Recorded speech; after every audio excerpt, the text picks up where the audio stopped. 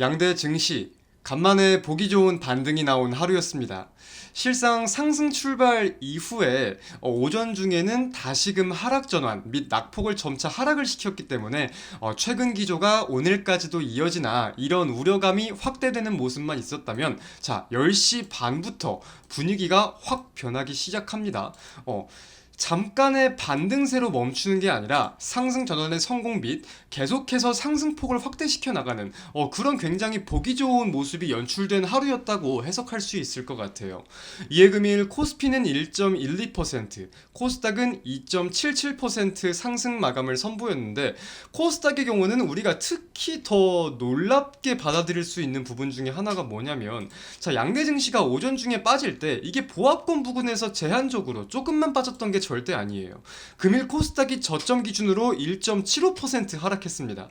그럼 저점부터 오늘 종가인 2.77%까지를 따져본다면 저점 기준으로는 4%가 넘게 올라갔다는 거잖아요.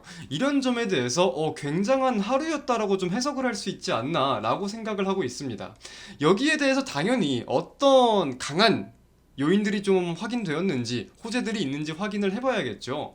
일단 전일 미국 증시가 혼조세를 보인 데에 대해서는 사실 무언가가 어제 전일 미국 증시에도 큰 포인트가 있지는 않았습니다.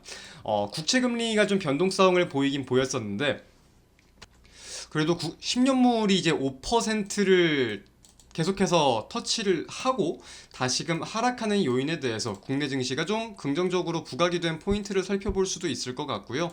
대표적인 이제 거시적이거나 뭐 세계적인 이슈를 살펴본다고 하면은 중동 리스크가 좀 완화된다 이런 기대감을 살펴볼 수 있을 것 같아요. 이제 오늘 올라오고 있는 기사들을 보니까 이런 내용들이 확인이 됩니다.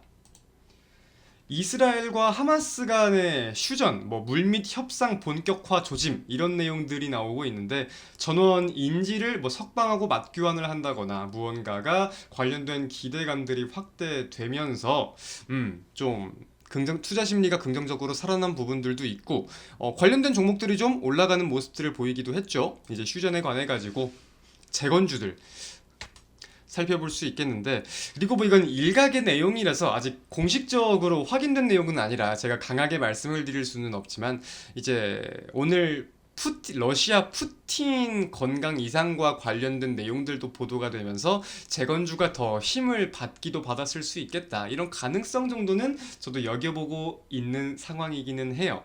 자, 그리고 증시 상승에 대해서는 제가 어제도 말씀을 드렸고 이슈에 대해서 우리가 주목을 하는 것도 중요하지만 국내 증시는 최근 수급에 대해서 굉장한 난관을 겪고 있다. 하지만 이 수급에 대한 난관이 분명히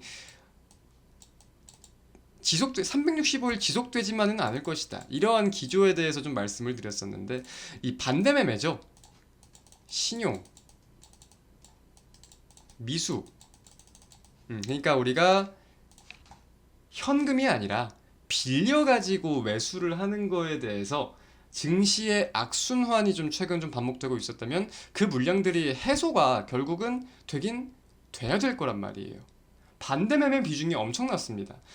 기사를 확인해 보면 반대 매매가 이제 금액으로만 부각을 좀 시키는 경향이 있었는데 제가 금융투자협회 홈페이지에서 직접 확인을 해보니까 미수금 대비 반대 매매 비중이 엄청납니다. 자, 보시면은 이제 23일 것까지 업데이트가 되어 있어요.